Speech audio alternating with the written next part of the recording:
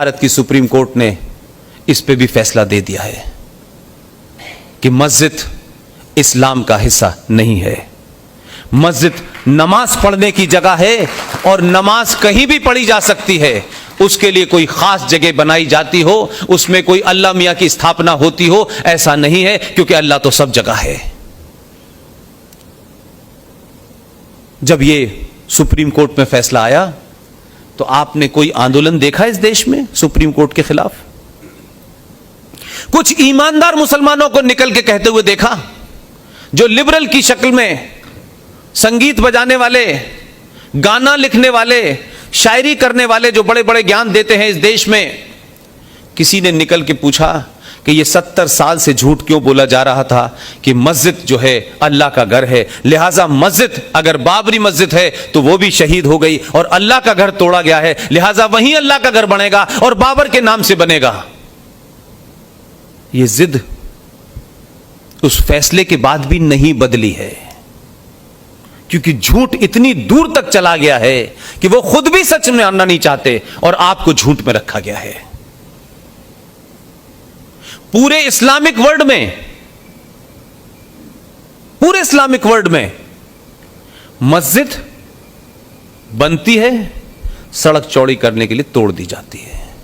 मस्जिद बनती है, रेस्टोरेंट बनने के लिए तोड़ दिया जाता है। वहां कोई धरना प्रदर्शन नहीं होता, क्योंकि हमारे यहां के मुसलमान मक्का के मुसलमानों से ज्यादा बड़े मुसलमान हैं। इन्होंने ज्यादा कुरान पढ़ा हुआ है, ये ज्यादा हदीस और कुरान और शरिया की बातें करते हैं।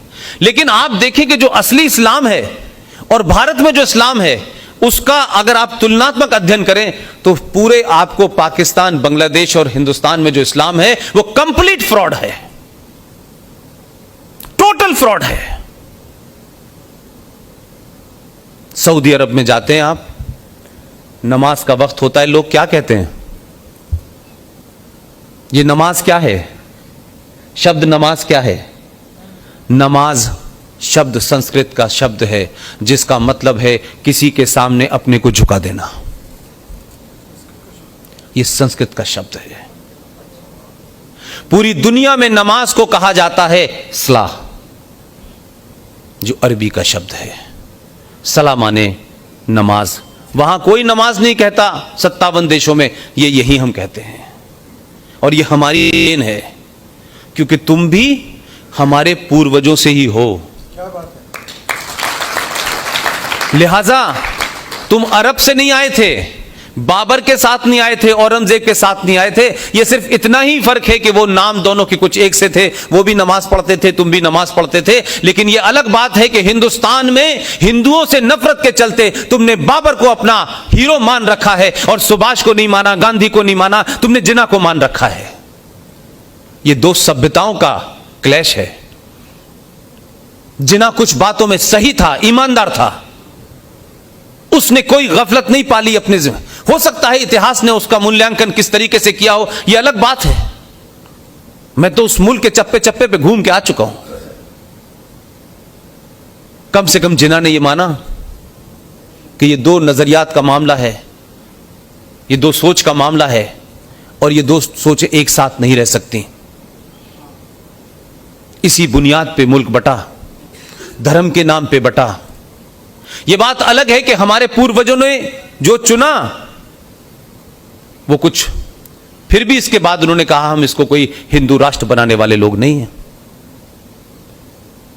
लेकिन जिन्होंने कुछ बातों में जो कहा उस पर मैं अपनी बात जरूर कहना चाहता हूं।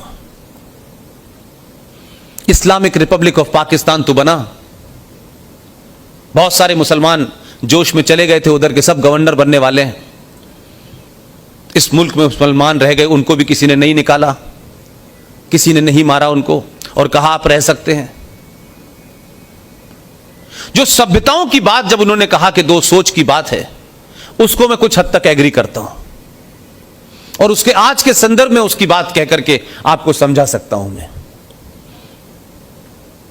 1971 का युद्ध हुआ और 1971 के युद्ध में बांग्लादेश आजाद हुआ। 93,000 पाकिस्तान के फौजियों को आपने सरेंडर कराया। 2 महीने तक उस वक्त के हिंदुस्तान ने, जब अमेरिका से गेहूं आया करता था, आप जानते हैं भारत की कोई बहुत बेहतर स्थिति नहीं थी, तब भी आपने 2 महीने तक उनको हिंदुस्तान में रखा। पूरे 93,000 में से किसी एक के एक खरोंच तक नहीं आई। और आज तो लोग एक अभिनंदन को पकड़ने के बाद पूरा पाकिस्तान कह रहा था इसको छोड़ो मत, इससे बार्गेनिंग करो, इसके बदले में पाकिस्तान हम हिंदुस्तान से बार्गेनिंग करें। एक को पकड़ने के बाद दीवानगी चढ़ गई थी उनको। हमने 93,000 लोगों को बाइज्जत वापस भेजा, बदले में कुछ नहीं लिया, जो चाहते वो ले सकते थे। लेकिन कारगिल का युद्ध हुआ, एक फौजी युद्ध में उधर रह गया। जनेवा कन्वेंशन की बहुत बात होती है, कश्मीर को लेकर जनेवा कन्वेंशन, रोज पाकिस्तान जाना चाहता है। उसी जनेवा कन्वेंशन के अंदर है कि फौजी का धर्म अपने देश के प्रति होता है, वो किसी से दुश्मनी नहीं करता है। लिहाजा जनेवा कन्वेंशन के तहत अगर आपकी तरफ कोई फौजी रह गया है तो आप उसके साथ बुरा व्यवहार नहीं करेंगे, आप उसको बंदी बना सकते हैं, वो आपके यहां रह सकता है, लेकिन कोई उस पर अमानवीय व्यवहार नहीं करेंगे। लेकिन एक फौजी भारत का उधर रह गया,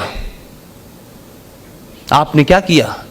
यह आपकी नफरत हिंदुस्तान के हिंदू से थी कि आपने उसकी आंखें निकाली, आपने उसके गुर्दे निकाले, उसके शरीर के सारे अंग भंग कर दिए और उस सौरभ कालिया को आपने वापस हिंदुस्तान भेज दिया।